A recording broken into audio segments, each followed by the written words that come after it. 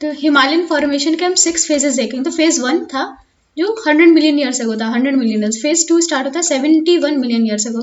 Phase 3 में होता है द्रास वॉल्केनिक आर्क, सो द्रास वॉल्केनिक आर्क बनती है। फेज 4 में पहले ग्रेटर हिमालयस बनते हैं, तो फेज 4 में ग्रेटर हिमालय बनते हैं, फेज 5 में लेसर हिमालयस बनते हैं एंड फेज 6 में शिवालिक बनते हैं। तो सबसे पहले फेज 6 फेज है, पहले 100 मिलियन ईयर्स अगो, फिर 71 मिलियन ईयर्स अगो फेज 2 स्टार्ट होता है, द्रास वॉल्केनिक आर्क बनती है, फिर ग्रेट हिमालयस बनते हैं, तो ग्रेट हिमालयस बनते हैं, फिर लेसर हिमालयस बनते हैं, फिर इसके नीचे डशर हिमालयस, फिर शिवालिक बनते हैं, फिर शिवालिक बनते हैं। तो ये 6 फेजेज हैं हिमालय फॉर्मेशन के। तो क्रेटाशियस पीरियड, ये देखो पैलियोजोइक है, पैलियोजोइक, फिर मीसोजोइक, फिर सीनोजोइक। तो मीसोजोइक का लास्ट फेज है क्रेटाशियस पीरियड। इससे पहले है Permian, Jurassic and Permian and Triassic and Jurassic. फिर आता है क्रेटाशियस पीरियड, मीसोजोइक का लास्ट पीरियड। उसके बाद सीनोजोइक एरा स्टार्ट हो जाता है। तो ये होता है क्रेटाशियस पीरियड। तो क्रेटाशियस पीरियड में like under 100 million years ago हम देखें तो क्रेटाशियस पीरियड में इंडियन प्लेट मेडागास्कर की प्लेट के इस साइड थी एंड ये थी around 40 degree south to 10 degree south. तो इंडिया इस पॉइंट पे था, इंडिया नॉर्थ वेस्ट मूव करने लगा एंड जब इक्वेटर के पास आ गया 0 डिग्री पे आ गया, बहुत ही ज्यादा इक्वेटर पे वेलोसिटी बढ़ गई, like 14 centimetre area, and India north east पर मूव करता रहा एंड पहुंच गया टेथस सी के पास पहुंच गया और उसको स्क्वीज करके उसने तिब्बत को अपलिफ्ट किया। तिब्बत को पहले अपलिफ्ट किया, फिर हिमालयस बने। तो मीसोजोइक में लास्ट पीरियड है क्रेटाशियस पीरियड। क्रेटाशियस पीरियड के बाद आता है सीनोजोइक में है टर्शियरी में पैलियोजिक में पैलियोसीन पीरियड पे जो टेथस सी थी काफी ज्यादा स्क्वीज हो गई थी, क्योंकि ये इंडियन प्लेट काफी ज्यादा स्क्वीज कर दिया था टेथस सी को। तो ये इंडियन प्लेट है एंड ये यूरेशियन प्लेट है। तो इंडियन प्लेट में विंध्यास, अरावलीज ऑलरेडी है यहाँ पे एंड अरावलीज एंड ये तिब्बत प्लेट्स टकराएंगी। तो उससे पहले यहाँ पे टेथस सी है, तो टेथस सी का जो वो होगी क्रस्ट, वो नीचे मूव करेगी एंड इससे क्या होगा, क्रिस्टल डबलिंग होगी किसकी, हिमालयस की। अपलिफ्टमेंट होगा ये तिब्बत रीजन का, ये तिब्बत रीजन है, तिब्बत रीजन का अपलिफ्टमेंट होगा। तो ये जो ओशनिक प्लेट है वो नीचे जा रही है, तिब्बत का अपलिफ्टमेंट हो रहा है एंड यहाँ पे 2 फोर डिप बनते हैं, एक शिवालिक फोर डिप बनते हैं एंड मुर्रे फोर डिप बनता है एंड यहाँ पे ही बहुत सारे सेडिमेंट डिपॉजिट होता है, Shivalik foredeep and Murree foredeep. ये तो शिवालिक बनता है एक साइड, मुर्रे फोर डिप बनता है एंड बाद में जब ये पूरी आ जाती है, फिर यही जो सेडिमेंट्स है यही क्रम्बल करके ऊपर हिमालयस फॉर्म करते हैं।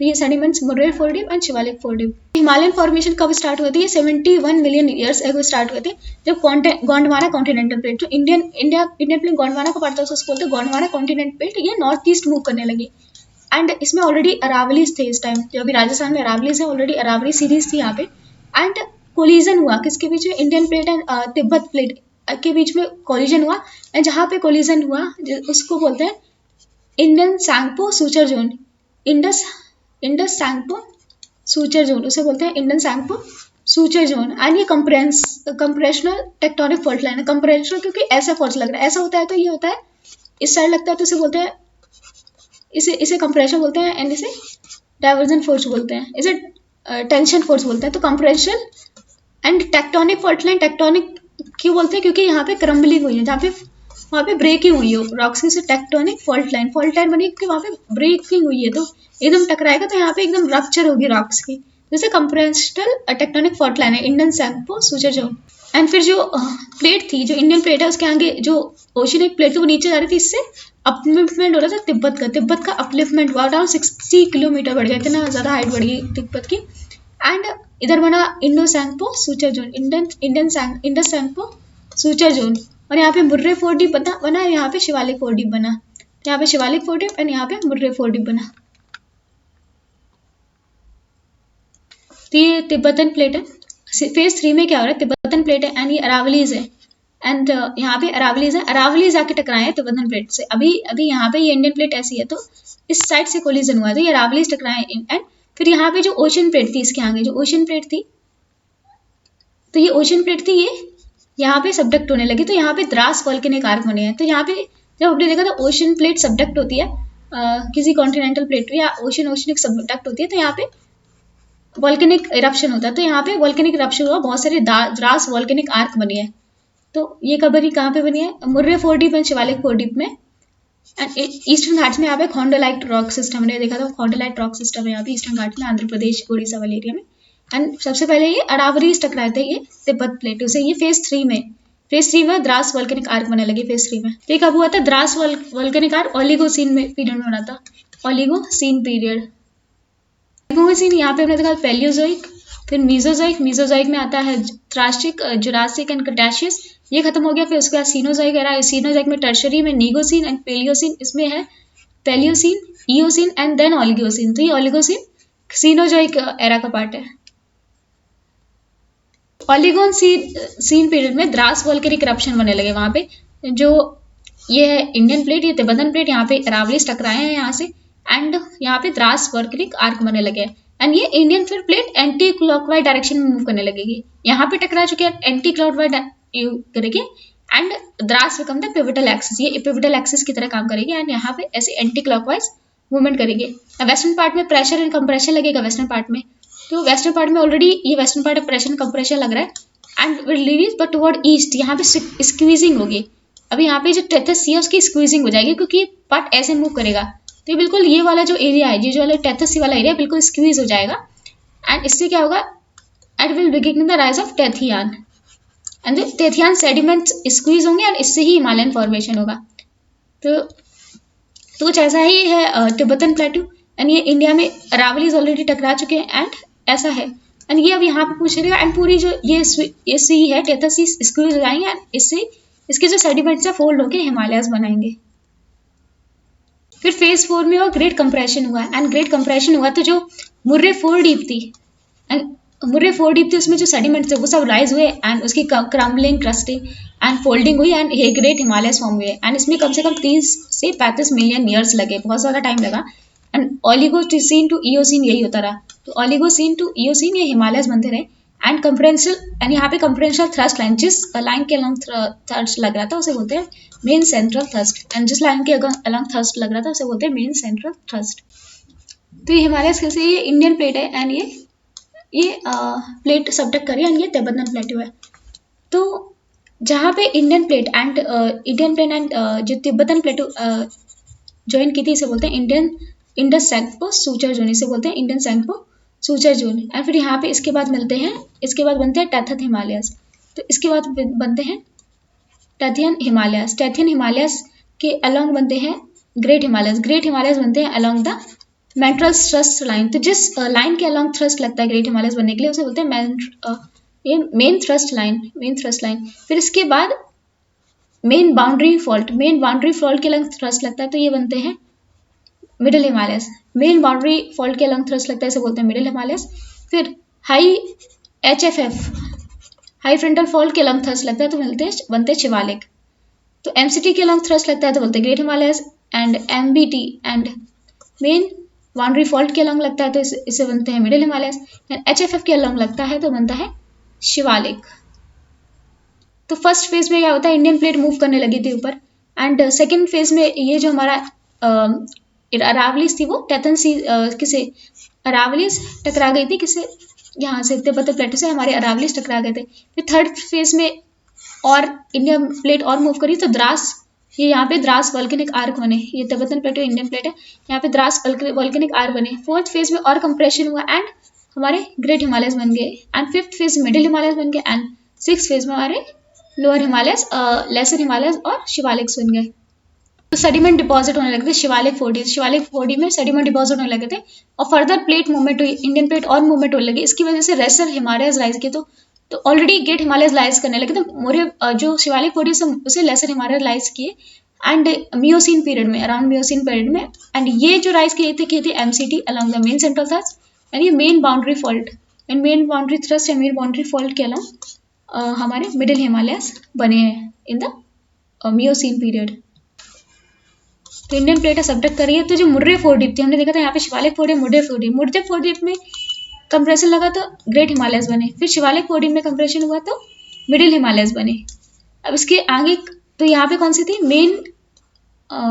मेन सेंट्रल थ्रस्ट, एंड इसके नीचे थी मेन बाउंड्री फॉल्ट और मेन बाउंड्री थ्रस्ट। इस लाइन के लॉन्ग प्रेशर लग रहा है। फिर along the high fault line HFF के अलॉन्ग जब प्रेशर लगा तो यहाँ पे शिवालिक फोर डीप था, तो यहाँ से भी आ रहे हैं, तो वैसे मिडिल हिमालयस ग्रेटर हिमालयस बन चुके हैं, एंड ये बने हैं अराउंड द MCT एंड ये बना है MBF। तो HF एंड ये बने HFF के। शिवालिक बॉडी में बहुत सारे सेडिमेंट डिपॉजिट यहाँ से भी, यहाँ से भी। फिर जब ये क्रम्बल करे तो ये हमारे बन गए शिवालिक। शिवालिक बॉडी जब क्रम्बल की शिवालिक। तो हिमालयन रिवर से शिवालिक बॉडी में मटेरियल आ रहा था एंड जब ये और ज़्यादा ईटन प्लेट यहाँ मूव करी तो ये Shivalik body along the Himalayan frontal front. तो ये है HFF, Himalayan frontal front, Himalayan frontal front. तो ये जब राइज करे एंड फोल्डेड सेडिमेंट्री रेंज, तो ये सेडिमेंट्री रेंज है।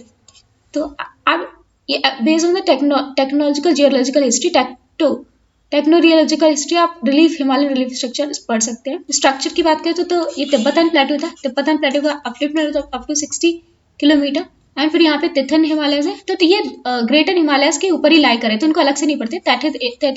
तैथियस हिमालयस ये ग्रेट हिमालयस के ऊपर ही लाई कर रहे हैं।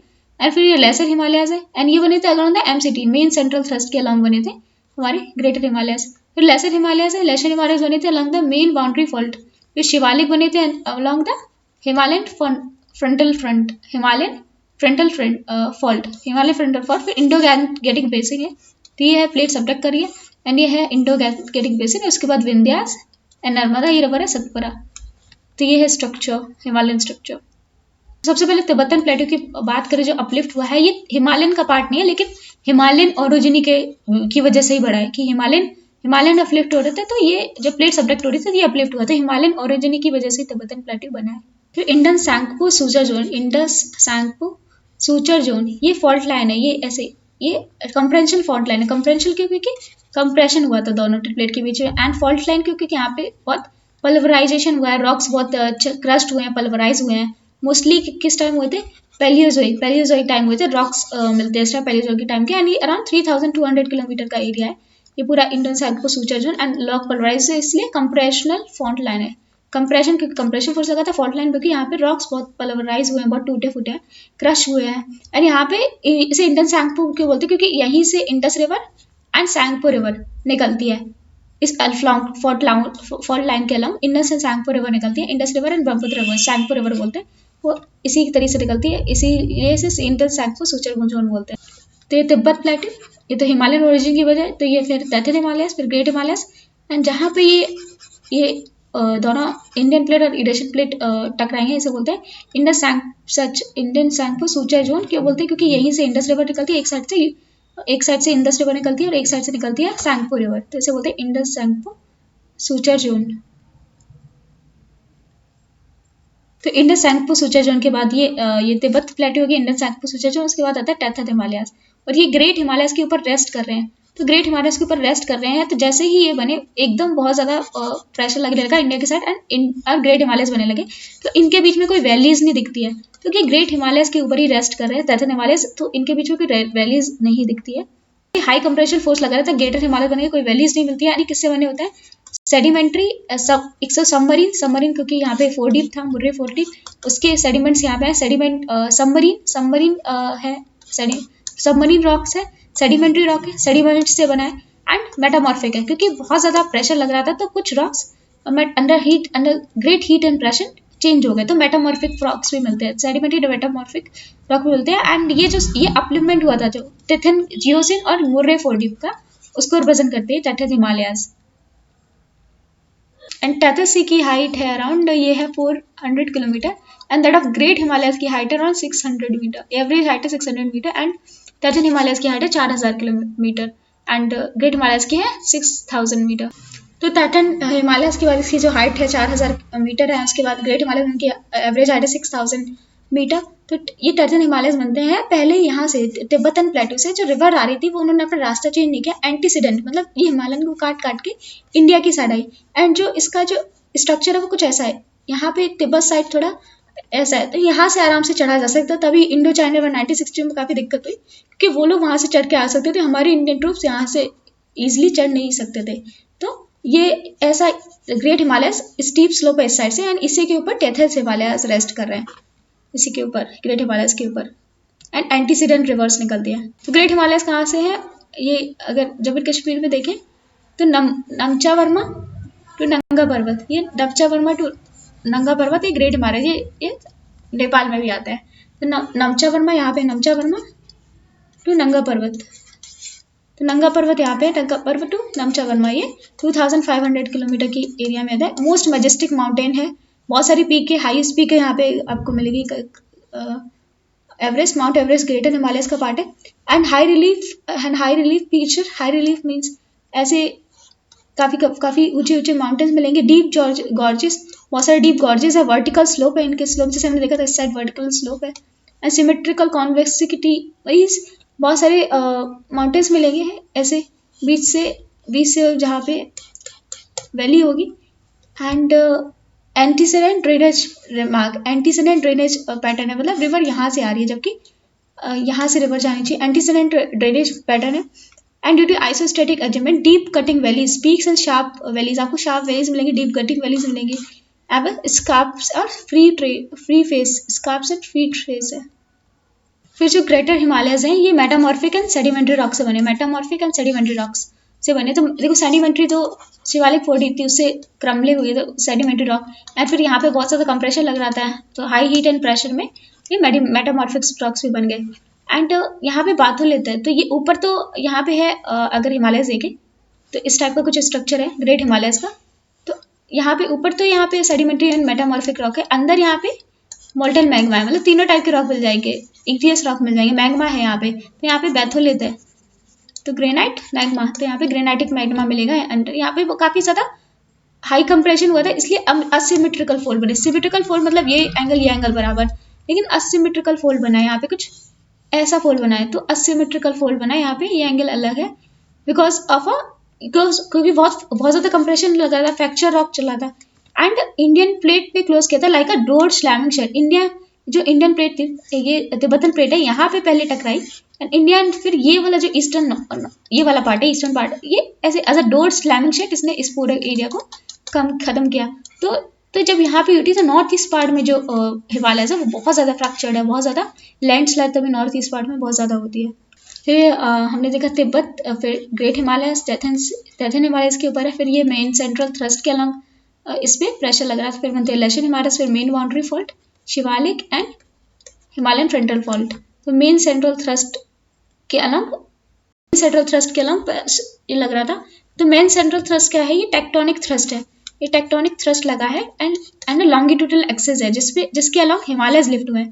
तो इसके अलॉन्ग मेन सेंट्रल थ्रस्ट के अलॉन्ग हिमालयस लिफ्ट हुए हैं। ये टेक्टोनिक कंप्रेशन वैली, तो वैली है ये मेन सेंट्रल थ्रस्ट, ये टेक्टोनिक कंप्रेशन वैली है। यहाँ पे रॉक फ्रैक्चर है, पर्वलाइज है and form a syncline invasive between greater Himalayas and lesser Himalaya. तो lesser Himalayan and greater Himalayas के बीच में मेन सेंट्रल थ्रस्ट आता है। ये एक सिंक्लाइन वैली का काम करती है मेन सेंट्रल थ्रस्ट, ये सिंक्लाइन वैली है, इसी के अलॉन्ग प्रेशर लगाता है ग्रेटर हिमालयस पे। तो एमसीटी के सिंक्लाइन वैली है, सिंक्लाइन मतलब इस टाइप की वैली है between the lesser Himalayas and great Himalayas. तो यहाँ पे जो इंपॉर्टेंट वैलीज हैं वो इसमें लाई करती है, जैसे Kathmandu valley, Kashmir valley, Kullu valley, Kangra valley.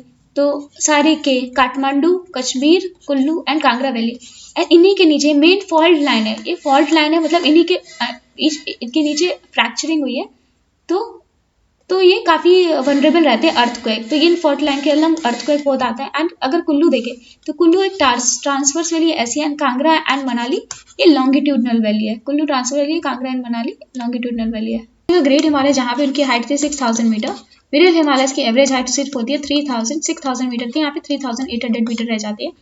And western section में लेकिन ये थोड़ी साइड तो ये पैरेलल होती है ग्रेटर हिमालयस के, लेकिन फिर बाद में ट्रांसवर्स भी हो जाती है। ये काफ़ी ट्रांसवर्स एंड पैरेलल रेंजेस होती हैं। तो ये है ग्रेट हिमालयस। एंड जो मिडिल हिमालयस है पैरेलल रेंज है पीर पांजाल, धौलाधार, तो पीर पांजाल, धौलाराज, फिर Ratanpir, Nagtibba and Mussoorie, Ratanpir, Nagtibba and Mussoorie range, ये पैरेलल, ये ट्रांसफर रेंज है। अगर Ratanpir, Nagtibba and Mussoorie range and Pir Panjal, Dhauladhar ये पैरेलल रेंज है इसकी, ये लेसर हिमालयस की। फिर आगे जाके नेपाल में ये महाभारत रेंज बोलते हैं, तो मिडिल हिमालयस को ही महाभारत रेंज बोलते हैं। तो पहले ये यहाँ पे इंडिया में ग्रेट हिमालयस के बाद पीर पांचाल, ये थी हमारी धौलाधार, फिर रतनपीर, नागतिब्बा एंड मंसाल जो भी है, रतनपीर, नागतिब्बा एंड फिर महाभारत रेंज, फिर उसके बाद डफला, मिरी, एबोर, मिश्वी। एंड ये पता लगाना, यहाँ पे एक रिवर है गंडक रिवर, नेपाल से फॉलो करती है गंडक रिवर। गंडक रिवर के बाद पता लगाना कि कौन सी मिडिल हिमालयस है एंड कौन सी लेसर हिमालय, कौन सी शिवालिक है ये बहुत मुश्किल हो जाता है क्योंकि ये यहाँ पे बहुत ज़्यादा फ्रैक्चर हुई, तो यहाँ पे जो विड्थ है हिमालय की बहुत कम है, तो यहाँ पे मिडिल हिमालय से लेसर हिमालय को सेपरेट करना ईजी नहीं होता। मिडिल हिमालय सेगमेंटेड रेंज है, जैसे ग्रेट हिमालयस है, फिर ये दफला, मिरी, एबोर, मिश्मी ऐसे है, और ये अरुणाचल प्रदेश में, एंड ये नेपाल में है। ग्रेट हिमालयस में अन्नपूर्णा, मनसालू, एवरेस्ट, माउंट एवरेस्ट, ये सारे ग्रेट हिमालयस के पार्ट है। फिर दुधवा, मूरे एंड चुरिया, ये सब है middle Himalaya, Dudhwa, Murree and Churia. And ये गंडक रिवर के बाद ये सेपरेट करना बहुत डिफिकल्ट हो जाता है। तो ग्रेट हिमालय के बाद है मेन सेंट्रल थ्रस्ट, एंड फिर है मेन बाउंड्री फॉल्ट। एंड यहाँ पे जो वैली है मेन बाउंड्री फॉल्ट में wider as compare to main central thrust की वैली नैरो है, एंड मेन बाउंड्री फॉल्ट की जो वैली है ये काफ़ी वाइडर है as compare to main central. तो मेन बाउंड्री फॉल्ट जो है इसकी जो ये वाइडर है, एंड मेन सेंट्रल थ्रस्ट है, ये वैली जो है वो लोअर है। लाइक हिमालयस के अलॉन्ग जो वैली है वो लोअर है, एंड एज कम्पेयर टू यहाँ पे वाइडर वैली है, ये main boundary fault wider valley है। एंड यहाँ पे वाइड एंगल है, रिवर्स फॉल्ट है। रिवर्स फॉल्ट हमने जियोमॉर्फोलॉजी के चैप्टर में देखा, रिवर्स फॉल्ट क्या होती है, ये रिवर्स फॉल्ट है, एंड ये लॉन्गिट्यूडनल एक्सिस है along the second major thrust. And ये लेकिन एमसीटी बहुत ज़्यादा डीप है, एक तो नैरो है और बहुत ज़्यादा डीप है, लेकिन ये जो है फिर ये हिमालयस है, ये ग्रेट हिमालयस है, ये वाइड है लेकिन ये इतनी डीप नहीं है। एमसीटी है, ये एमसीटी काफ़ी डीप है एंड नैरो है, ये वाइड है लेकिन ज़्यादा डीप नहीं है, एंड काफ़ी वैली ये वाइड है, तो यहाँ पे बहुत सारी रिवर्स एंड लेक्स इसमें फॉर्म हुई है वैलीज में। एंड यहाँ पे लेकिस्ट्राइन सेडिमेंट्स मिलेंगे, लेकिस्ट्राइन सेडिमेंट्स मिलेंगे मेन बाउंड्री फॉल्ट में, लेकिस्ट्राइन सेडिमेंट्स। तो लेकिस्ट्राइन डिपॉजिट सेडिमेंट्स क्या होते हैं, लेकिस्ट्राइन सेडिमेंट्स अगर देखें तो ये हिमालयस है, ये ग्रेटर हिमालयस है, तो यहाँ पे रिवर्स पास हो रही है। जब रिवर पास हो रही है तो यहाँ पे रिवर आगे जा नहीं सकती, तो रिवर यहाँ पे इकट्ठी होने लगती है, हिमालयस के एक दोनों साइड इकट्ठी होने लगती है। तो फिर जब यहाँ पे ये रिवर काटती भी रहती है, जब रिवर पूरी काट के आगे चली जाती है तो सारा रिवर का पानी फिर आगे चला जाता है, फिर ये जो एरिया रह जाता है ये बिना पानी के रह जाता है, तो एक वैली टाइप की क्रिएट हो जाती है, इसको बोलते हैं दून, जैसे देहरादून, पाटली दून, तो देहरादून, पाटली दून, तो ये सब ये मेन बाउंड्री फॉल्ट में बनता है। तो मेन बाउंड्री फॉल्ट क्या है, ये हमारे ग्रेटर हिमालयस है, ग्रेटर हिमालयस के बाद ये थे मेन सेंट्रल थ्रस्ट, फिर लेसर हिमालयस, फिर ये आती है हमारी मेन बाउंड्री फॉल्ट। तो यहाँ पे हमारे देहरादून, पाटली दून, तो इन चीज़ को अगर ईस्टर्न हिमालयस में देखें, तो अगर इंडिया देखें तो इंडिया में यहाँ पे हिमालयस है, तो यहाँ पे इस साइड इसको दून्स बोलते हैं, एंड ईस्टर्न साइड अगर असम एंड वेस्ट बंगाल में जाएंगे तो इसको दुआर्स बोलते हैं। तो ये लेकिस्ट्राइन सेडिमेंट्स होते हैं, ये जो दोनों साइड डिपॉजिट होते रहते हैं रिवर की वजह से, इन दोनों डिपॉजिट को बोलते हैं लेकिस्ट्राइड सेडिमेंट, यानी इनको बोलते हैं जो जगह बस्ती इसको बोलते हैं देहरादून, पाटलिदून, काफ़ी ज़्यादा एलुवियल प्लेन्स होते हैं, काफ़ी ज़्यादा रिच होते हैं एंड फर्टाइल होते हैं ये लैंड्स। फिर शिवालिक्स की अगर हाइट देखें तो 800 to 1200 मीटर, ग्रेट हिमालयस की थी 6000 मीटर, एंड मिडिल हिमालयस की 3800 मीटर, इनकी सिर्फ रहेगी 8000 to 1200 मीटर। यानी partially formed and partially sediment, river sediment से बने हैं, and deposit in the folding, तो पार्शियली फोल्डेड है, पार्शियली सेडिमेंट से बने, एंड ये हॉगबैक ट्रॉफोग्राफी है। हॉगबैक ट्रॉफोग्राफी मीन्स इस टाइप के हैं कुछ, हॉगबैक ट्रॉफोग्राफी, एंड इट मीन्स इंडिया, इधर तिब्बत के साथ साइड फॉरेस्ट है, एंड इंडिया साइड यहाँ पे, इंडिया के साइड यहाँ पे ये इस टाइप के स्टीप स्लोप है, एंड यहाँ पे 300 मीटर कंटोर लाइन है, 300 मीटर की कंटोर लाइन है, मतलब कंटोर लाइन मतलब सेम हाइट की लाइन है जो सेपरेट करती है गैंगेटिक प्लेन से, गैंगेटिक प्लेन से सेपरेट करती है 300 मीटर कंट्रोल लाइन, शिवालिक को सेपरेट करती है इंडो गैंगेटिक प्लेन से। तो यहाँ पे ये ग्रेट हिमालयस है, ये है लेसर हिमालयस, फिर ये हिमालयन, ये छोटे हैं। यहाँ पे थी हमारी मेन सेंट्रल थ्रस्ट, यहाँ पे मेन बाउंड्री फॉल्ट, फिर शिवालिक बने, शिवालिक ये बने HFF के अलॉन्ग, एंड यहाँ पे एक शिवालिक 4 डीप थी, उसके सेडिमेंट से बना है कुछ, ये रिवर सेडिमेंट से बना है, ये पार्शियली फोल्डेड है, पार्शियली रिवर सेडिमेंट से बना है, तो इसे शिवालिक बोलते हैं। वेस्टर्न सेक्शन में इसे शिवालिक बोलते हैं, नेपाल में चुरिया हिल्स बोलते हैं शिवालिक को, चुरिया हिल्स, एंड असम में इसे मिश्मी, एबोर मिश्मी, डफला अबोर मिश्मी ऐसे बोलते हैं, and same as lesser Himalayas, and Ganges river के बाद ये डिसअपेयर हो जाते हैं, ये ग्रेट हिमालयस के बहुत क्लोज होते हैं। Lesser Himalayas and great middle and Shivalik को सेपरेट करना after the Ganges river is not possible, Ghaggar river के बाद पॉसिबल नहीं होता है, Gandak river, I think Gandak river के बाद पॉसिबल नहीं होता है, गंडक रिवर के बाद ये डिसअपेयर होता है। एंड ये डफला, मिरी, एबोर, मिश्मी, ये डफला, फिरी अबोर मिशमी, यानी ये गंडक रिवर के बाद डिसअपेयर होते हैं। एंड हम लेसर हिमालयस एंड शिवालिक पे हम नहीं सेपरेट कर पाते मिडिल हिमालयस और शिवालिक्स पे। तो लास्ट में हमने देखा था ये हिमालयस में यहाँ पे हिमालयन फ्रंटल फॉल्ट है। ये बाउंड्री है between Himalayan range and Gangetic range and white angle thrust बना हुआ है। लास्ट कंप्रेशनल फॉल्ट था जहाँ पे हिमालयन ओरोजिनी हुई थी। हिमालयन ओरोजिनी मतलब यहाँ पे हिमालय राइज किए थे, लास्ट फ्रंटल फॉल्ट।